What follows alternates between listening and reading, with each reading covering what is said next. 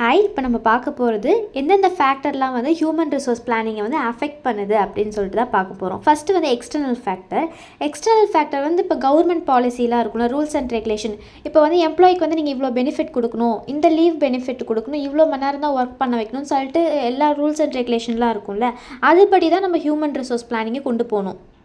Next வந்து technology advancement. இப்போ இருக்க காலகட்டத்தில் எவ்வளோ டெக்னாலஜி வந்துடுச்சு. ஸோ அந்த எல்லா டெக்னாலஜியும் யூஸ் பண்ணி நம்ம ஒரு விஷயம் நம்ம ப்ரொடக்டிவாக இருக்கட்டும், சேல்ஸாக இருக்கட்டும், ஆப்ரேட்டிங்காக இருக்கட்டும் பண்ணக்குள்ளே நமக்கு நிறைய பெனிஃபிட்ஸ் கிடைக்கும்.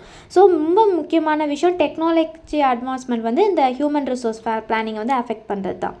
நெக்ஸ்ட் வந்து என்விரான்மெண்ட் ஆஃப் பிஸ்னஸ். இப்போ ஒருத்தவங்க ஒரு டைப் ஆஃப் பிஸ்னஸ் வச்சுருப்பாங்க. அதுக்கேற்ற மாதிரி தான் ஹியூமன் ரிசோர்ஸ் பிளானிங் பண்ணுற மாதிரி இருக்கும். ஸோ இதோட மேஜர் இம்பார்ட்டன்ஸ் வந்து என்னென்னா, பிஸ்னஸ் என்விரான்மெண்ட்க்கு ஏற்ற மாதிரி நம்ம ஹியூமன் ரிசோர்ஸ் பிளானிங் போட்டால் அது கண்டிப்பாக வந்து சக்ஸஸில் தான் இருக்கும்.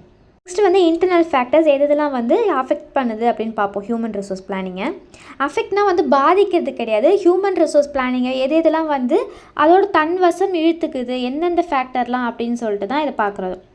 இன்டர்னல் ஃபேக்டர்ஸை பார்த்தீங்கன்னா கம்பெனி பாலிசி அண்ட் ஸ்ட்ராட்டஜி. இப்போ ஒரு கம்பெனிக்கும் ஒரு பாலிசி, ஒரு ஸ்ட்ராட்டஜி இருக்கும். சில கம்பெனி எப்படி இருக்குன்னா வந்து என்விரான்மெண்ட் ஃப்ரெண்ட்லியாக இருப்பாங்க.